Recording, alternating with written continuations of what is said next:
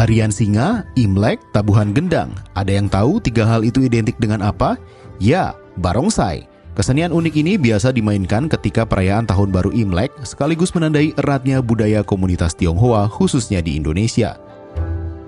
Barongsai berasal dari Cina kuno, dimainkan sejak tahun 300 hingga 200 sebelum Masehi dan populer pada 420 hingga 589 Masehi. Menurut cerita, pasukan Raja Song menghadapi serangan pasukan gajah Raja Fanyang. Dengan taktik cerdas dibuatlah boneka singa untuk mengusir pasukan musuh. Strategi ini sukses dan sejak saat itu barongsai dianggap sebagai simbol keberuntungan.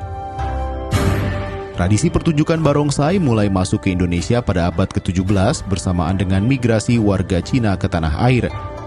Keturunan Cina yang tinggal di sekitar pantai Jawa membawa agama dan budaya leluhur, termasuk barongsai, yang perlahan tumbuh dan berakar menyatu dengan napas kehidupan tanah air.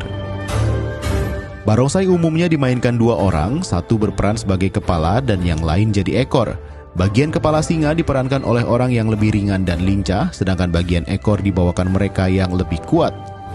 Dalam satu pertunjukan, barongsai biasa didampingi tarian naga yang disebut liong. Tarian tersebut diperankan 9 orang dengan memainkan naga tiruan yang terbuat dari kain. Tak ketinggalan seperangkat alat musik yang biasanya dimainkan 10 orang mengiringi gerak langkah barongsai dan liong. Barongsai tradisional memiliki 5 warna dasar. Kuning melambangkan bumi, simbol kegembiraan dan keberuntungan. Merah, simbol api, menggambarkan keberuntungan dan kegagahan. Hijau mewakili kayu, melambangkan kemakmuran dan kesehatan. Hitam, simbol air, mengandung makna kematian dan kegagahan. Dan putih sebagai penanda logam yang juga mengartikan kematian dan kegagahan. Setiap warna membawa pesan mendalam bagi pertunjukan barongsai.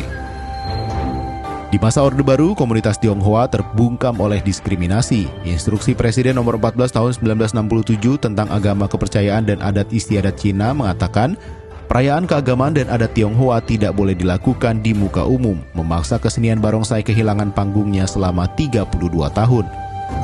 Tak lekang oleh panas, tak lapuk oleh hujan. Setelah Presiden Abdurrahman Wahid atau Gus Dur mengeluarkan Kepres nomor 6 tahun 2000 yang memberikan kebebasan ekspresi ibadah dan kebudayaan Cina di Indonesia, barongsai muncul kembali saat perayaan Imlek dan peresmian kegiatan pemerintahan.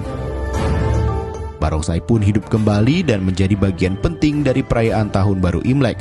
Lebih jauh lagi, barongsai menandai kebangkitan budaya Tionghoa yang sudah menjadi kekayaan Indonesia.